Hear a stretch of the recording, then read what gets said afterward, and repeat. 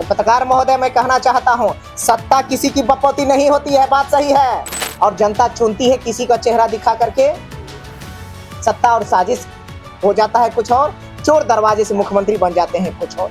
25 से 30, फिर से नीतीश, और 5 साल में 5 सरकार। तेजस्वी यादव जी कोई आंकड़े में गलती नहीं किया। 40,000 का पहले कर्जा लिया गया, 12,000 का कर्जा लिया पेंशन देने के लिए, ये जानकारी होनी चाहिए। और एक बात और मैं कहना चाहता हूँ, स्पष्ट कहना चाहता हूँ, आज खजाने खाली कैसे नहीं हुए। ये चुनाव में जिस तरह से सरकारी धन का बंदरबाट हुआ, आज उसी की वजह से आप किसी भी विभाग में जाइएगा, आपका डिमांड लगा हुआ है लेकिन आपको मिल नहीं रहा है। पूछ लीजिए, जा करके पूछ लीजिए। आरक्षण की जरूरत होगी तो हर जगह होगी। अगर नारी हित की बात करते हैं, इतना चिंतित है, तो आपको हर जगह दिखाना होगा। तो आपको मंत्रिमंडल का विस्तार है, उसमें भी 33% आरक्षण लाइए। मैं नैतिक तौर पर आपका समर्थन करूंगा। सर एक सवाल और है। राष्ट्रीय जनता दल किसी के सामने में घुटना नहीं टेकता है। राष्ट्रीय जनता दल कमजोर वंचितों के अधिकार को लेकर के लड़ने वाली पार्टी है। बिहार लोकतंत्र की धरती रही है। हमें बिहार वासी होने पे गर्व महसूस होता है। यह लोकतंत्र की वह पावन धरती है जहां से निकल करके लोकतंत्र का कंसेप्ट पूरे देश और दुनिया में गया। लेकिन आज मैं हैरान हूँ, परेशान हूँ और चिंतित और व्यथित हूँ। इसलिए नहीं कि मैं राष्ट्रीय जनता दल का एक साधारण विधायक हूँ, इसलिए कि एक जिम्मेवार और जवाबदेह नागरिक हूँ इस देश का, समाज का। और आज लोकतांत्रिक मर्यादा में हम लोग जी रहे हैं। लेकिन पिछले कुछ दिनों से जो लोकतंत्र का एक गंदा खेल बिहार की धरती पर खेला गया है, 5 साल में 5 सरकार, और जनता चुनती है किसी का चेहरा दिखा करके। सत्ता और साजिश हो जाता है कुछ और, चोर दरवाजे से मुख्यमंत्री बन जाते हैं कुछ और। इसको लेकर के चिंतित हो, व्यथित हो। और क्या मन में यही प्रश्न आता है, क्या यही लोकतंत्र है कि चेहरे दिखाओ कुछ और, 25 से 30, फिर से नीतीश, और 5 साल में 5 सरकार। अब कौन ठिकाना है कि ये जो सरकार अभी बन रही है, ये सरकार कितने दिन रहेगी या नहीं रहेगी। और मुझे तो लगता है जिस तरह से हमारे नेता ने, तेजस्वी यादव जी ने कहा है कि सम्राट चौधरी जी अपना पगड़ी बचा करके रखिएगा, पगड़ी पर विजय बाबू की नजर है, तो यह खेल जो बीजेपी के अंदर ही अंदर चल रहा है, जो आगे सलग रही है, वो कब ज्वालामुखी बन के फट जाएगा वो कुछ कहा नहीं जा सकता है। इसलिए चिंता और व्यथित है इस लोकतंत्र पर और बिहार पे कि यह सरकार बदलने का खेल फिर से कहीं शुरू न हो। विधायक जी, सम्राट जी ने पाठशाला वाले बयान में कहा है कि सत्ता किसी की बपौती नहीं है। तो पत्रकार महोदय, मैं कहना चाहता हूं, सत्ता किसी की बपौती नहीं होती है, बात सही है।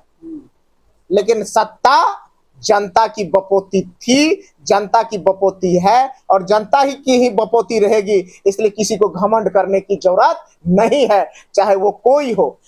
एनडीए के लोग कह रहे हैं कि पाठशाला के बाद से तेजस्वी यादव भी तो 2 बार नीतीश कुमार के पाठशाला से निकले हैं।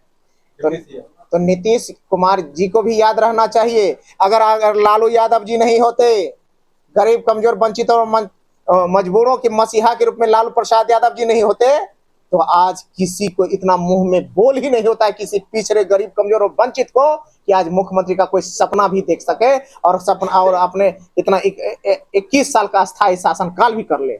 इसलिए अगर आज यह देन है, वो कमजोरों को वह ताकत देने का काम आदरणीय लालू प्रसाद यादव जी ने किया। कमजोर वंचित और अकलियतों को मजबूत करने का, हौसला अफजाई करने का काम वो लालू यादव जी और उसकी विचारधारा की ताकत रही है कि लोग इतना दिन शासन कर लिया। मुख्यमंत्री नहीं बनते।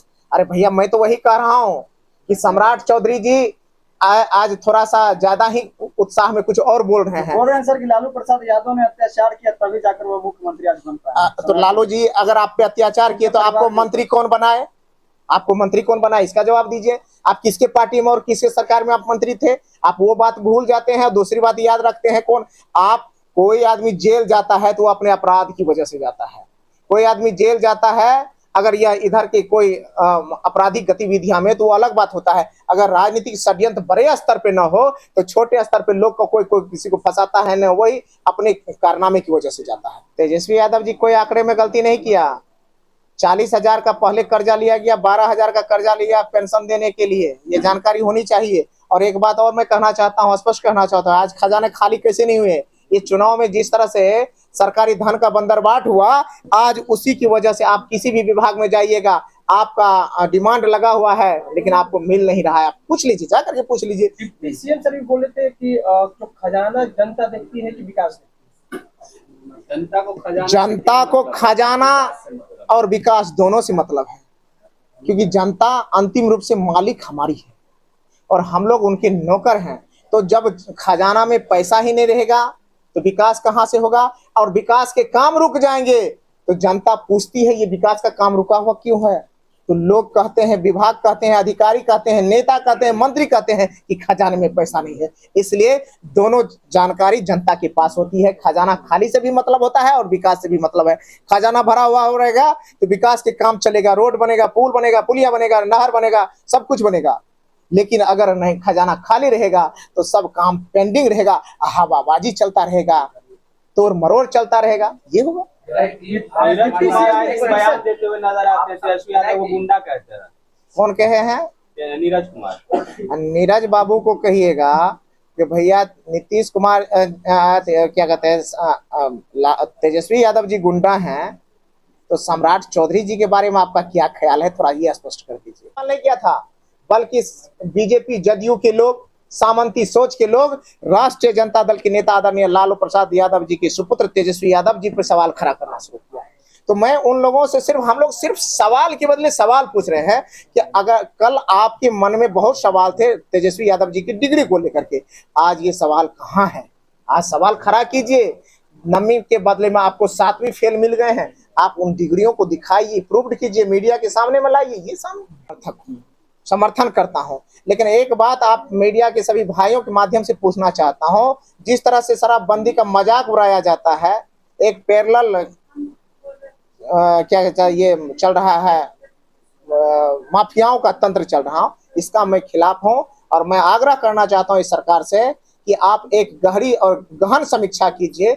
जो लोग सरकार बंदी को विफल कर रहे हैं, जो लोग पुलिस प्रशासन के आड़ में छिप करके भ्रष्टाचारियों और शराब व्यापारियों के साथ हाथ मिलाए हुए हैं, उन पे कार्रवाई हो और ऐसे दोषी कर्मियों को, पदाधिकारियों को जेल भेजा जाना चाहिए ताकि शराबबंदी मजबूती के साथ लागू हो सके। और सम्राट चौधरी का आरक्षण की जरूरत होगी तो हर जगह होगी। अगर नारी हित की बात करते हैं, इतना चिंतित हैं, तो आपको हर जगह दिखाना होगा।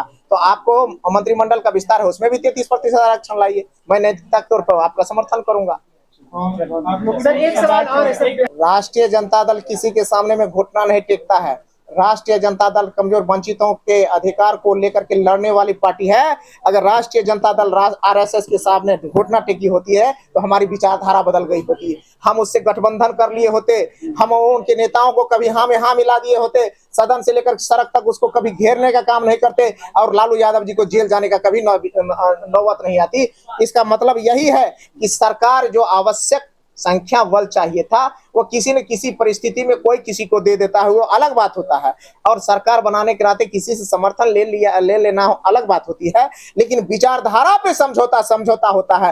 विचारधारा पे अपना लेना ही घुटना टेकना होता है। लेकिन राष्ट्रीय जनता दल हमेशा से गरीब कमजोर वंचितों, बाबा साहब अम्बेडकर, कर्पूरी ठाकुर, राम मनोहर लोहिया, जगदेव बाबू और लालू यादव जी खुद की विचारधारा को लेकर के चलने का काम किया है। इसलिए तो जेल जा रहे हैं, इसलिए तो आज ईडी सीबीआई के छापे पड़ रहे हैं, इसलिए तो गरीब कमजोरों की हक की लड़ाई के लड़ने के लिए लालू यादव जी खड़े हैं, तेजस्वी यादव जी खड़े हैं। और जो लोग उसके सामने घुटका टेक दिए थे वो उनके साथ मिले हुए मलाई खार हैं।